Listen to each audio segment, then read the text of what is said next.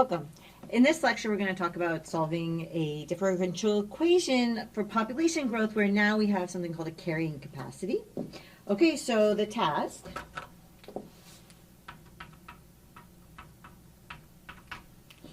is going to be to solve where we're going to have, so the equation is something like, so we have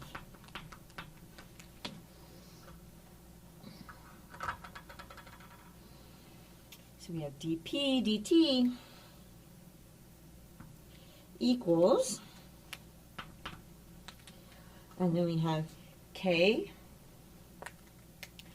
p times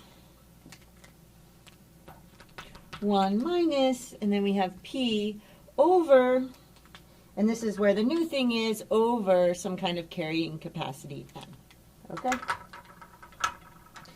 And what we should, and recall in here, so what do all the different letters represent here?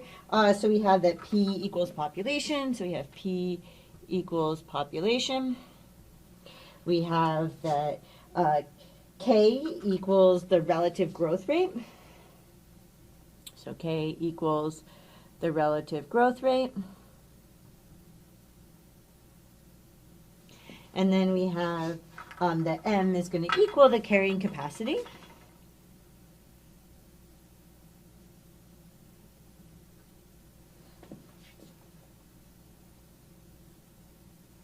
this going to fit on here? It is. Okay. But there was this fit on here, but we forgot something, which is that T is going to equal time, right? Because this is the population. That's the number of people or animals or cases of a disease. Any of these things are going to be they're going to be changing over time, and we're kind of looking at that, and that's what's happening in the differential equation. But we want to actually know what the population will be at a particular time, not just to have such a differential equation. So here's the solution.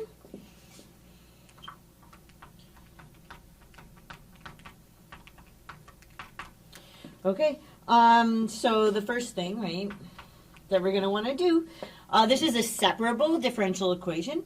It is possible to move everything involving P to one side and everything involving T to the other. So let's go ahead and do that. So we're going to separate, and we're going to get 1 over, and then we're going to have P times 1 minus P over M.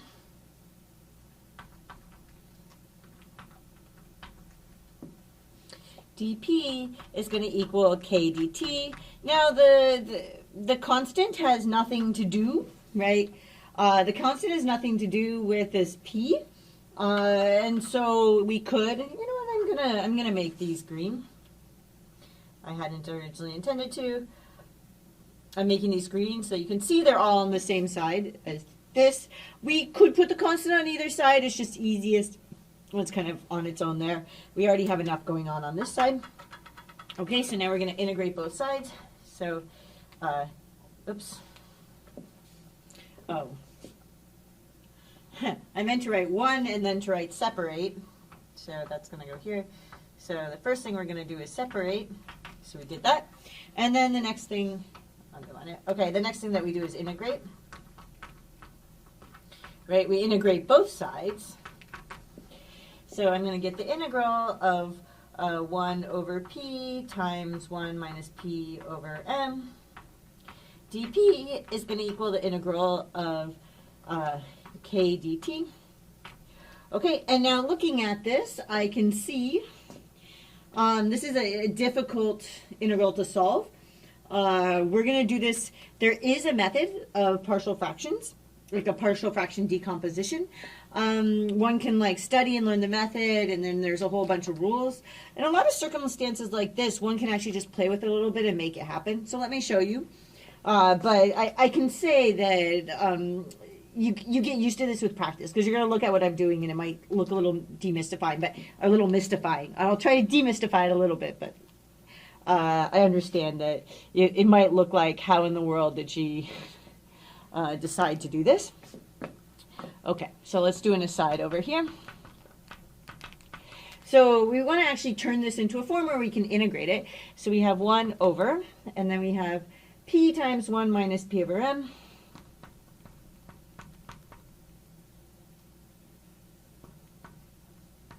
Okay. Now, I'm going to explain to you what I have in my mind when I look at this and I see how to decompose it. Because, so I see a 1 there, but there's nothing to cancel with either of the things on the bottom to kind of get something simpler. Right now I have a product on the bottom. If I can cancel with one of the things on the bottom, then I'm good to go, right? So, but I could, yeah, I'm like, well, what if I had minus p over m? Then I would have this. But then I have to add p over m. Okay, I can do that. So let's do that. So I take 1 minus p over m. Ah, spectacular. That looks the same as this. But because I subtracted it, I had to add it. So p times 1 minus p over m. Okay. And then now I can break this, right? There's a sum here. And I know that this part's going to match up with this part. So that's going to be great.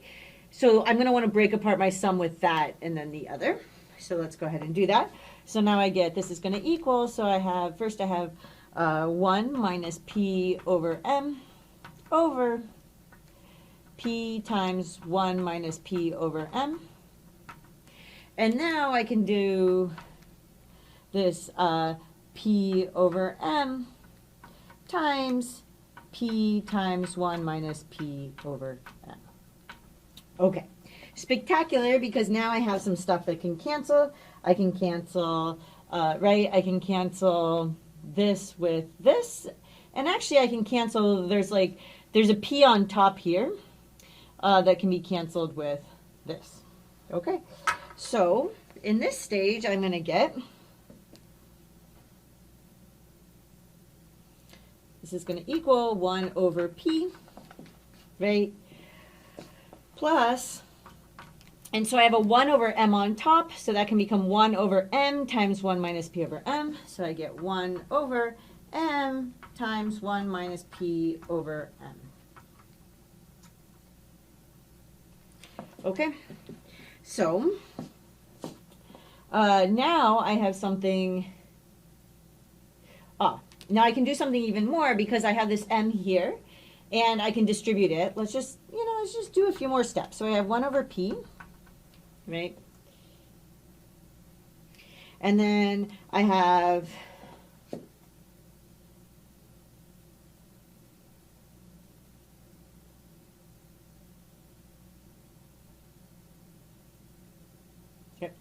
and then I have, so I have this, and then I have plus. Now I can distribute with the m there, right? So I get 1.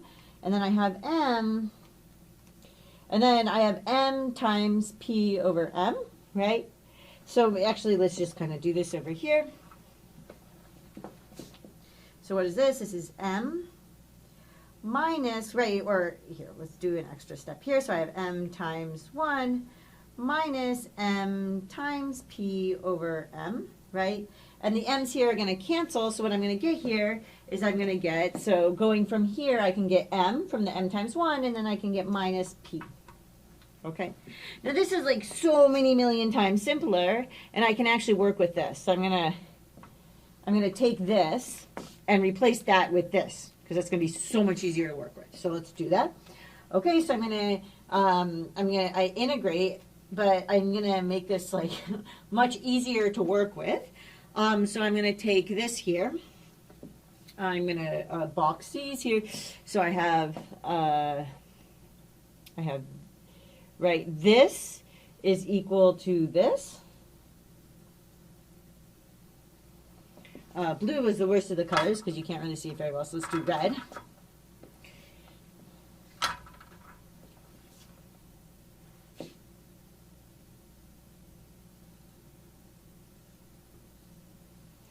And this in red, right? And then over here I have this because I have 1 over p times 1 minus p over m, right? And then I'm going to use my aside from over there. And so this is via the aside, I'm able to get here. So this is going to be the integral of, and then just, just break it apart like this. I have 1 over p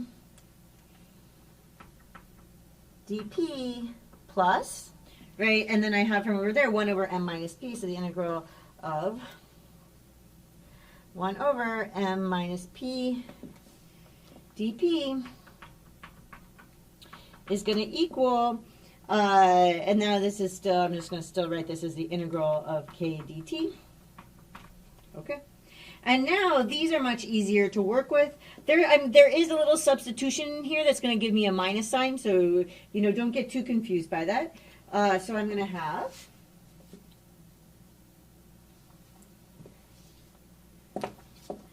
the integral of, so I'm going to have this integral, so I'm going to have ln of the natural log of p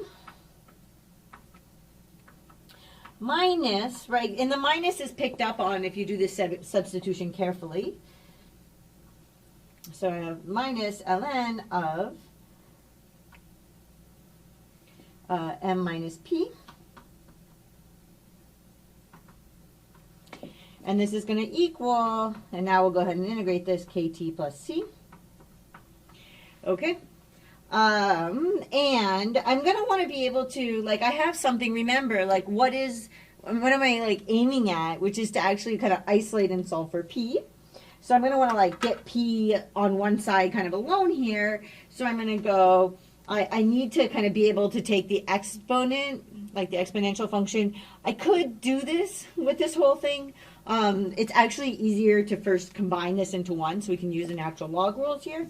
So I can get the natural log of, and then I have the absolute value, so p over m minus p, right? Because I have subtraction here, I can turn that into division, and then this is like a million times cleaner, and it's easier to see. I would just take the exponent there, okay? And so I'm going to go ahead and do this. I'm trying to look at where I most have room to do this. Let's just go ahead and do this here. So I have, at this point, I have ln of the natural log of, so I have p over m minus p. And this is going to equal kt plus c. Right? And then from here, now I can take the exponent of both sides to try and get that p out of there. So I have e to the natural log of p over m minus p. And then this is going to equal e to the kt plus c. And then one of these tricks you've seen a lot is because I have addition up here that can turn into multiplication, right, like down below. So let's kind of look at this. And this is the exponential function and the logarithmic function are inverses, so they undo each other. So I end up with the absolute value of p over m minus p is going to equal, and I can write this as e to the, I'm kind of looking at how I did this here, so I did this as e to the c, and then e to the kt. Okay, but now looking at this, I have, so this critter here, I can, I can let,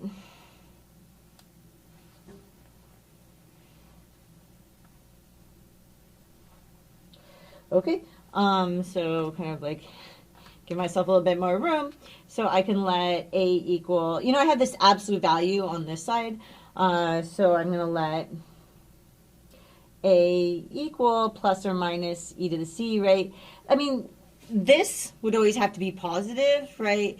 So I can't just say e to the c because maybe from here I picked up a minus, which is why I need to give the potential for that to actually be negative, okay? And then, so I'm going to end up with p over m minus p is going to equal a e to the kt. And now there's a little bit of work that you can do with like multiplying this over and then, moving all the p things to the other side and then dividing by stuff. But I'm going to leave that for whomever's doing this to do that kind of manipulation. So I'm going to solve for p in terms of a.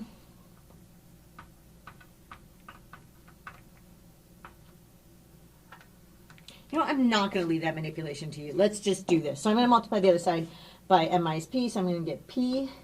I'm going to also multiply both sides by m minus p. So I'm going to get p is equal to m minus p times a e to the k t, right?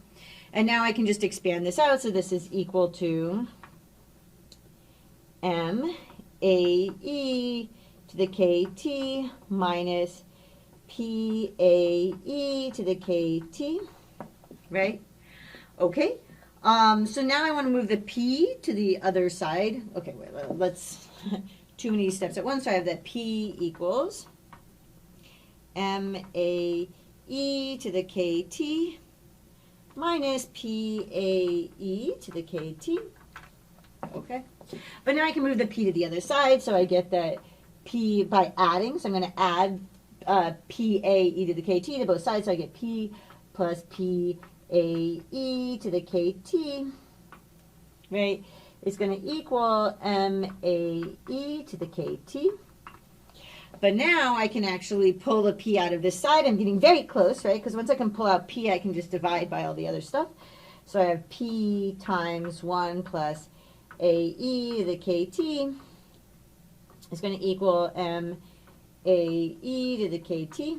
I know that may feel like this computation is going on forever, but I actually think that this is like very good practice to get used to kind of solving something like this, because you might look at this and be like, how in the world am I going to isolate p? In fact, I would have thought that for much of my life. And so actually watching somebody kind of work through this can be helpful so that you don't in the future look at that and say, I have no clue how to isolate p. Okay, this is a kind of trick almost that you learn. Okay, so I get here, and now I'm almost done. So here's my answer, because I can just divide both sides by that. So I get p equals, and then I get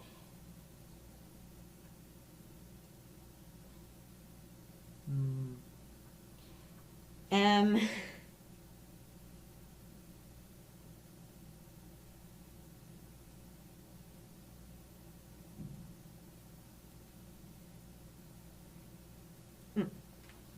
so I get m a e to the k t divided by 1 plus a e to the k t. Okay. At this stage, you could leave it like this. Usually it's preferred to divide the top and the bottom by a e to the k t. Okay. So let me show you what you would get in that circumstance. Okay. So what we're actually going to get in the end is that p of t is going to equal m divided by 1 plus a e to the minus kt for some a.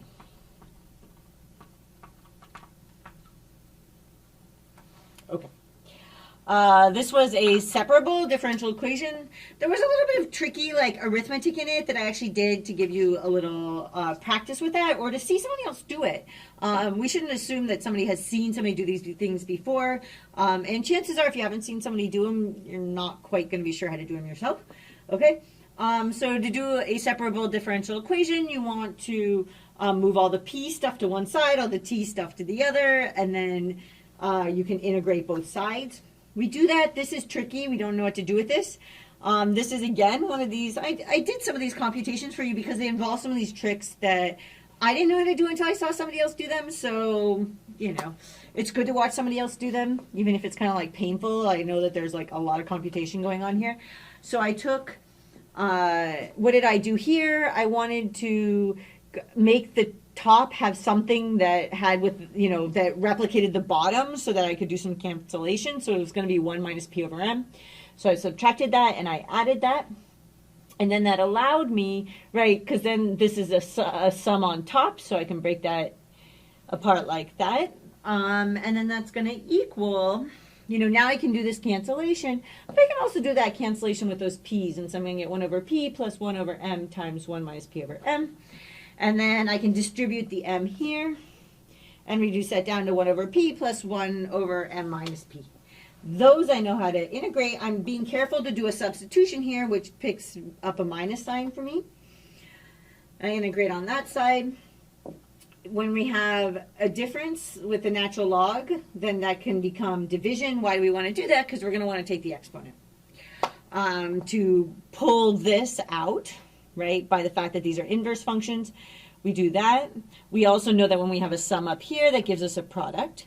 There might have been a minus sign picked up from here. And so we're going to say that our constant A is going to equal, we don't know whether it's EC or minus EC. It doesn't matter. It's a constant. Okay.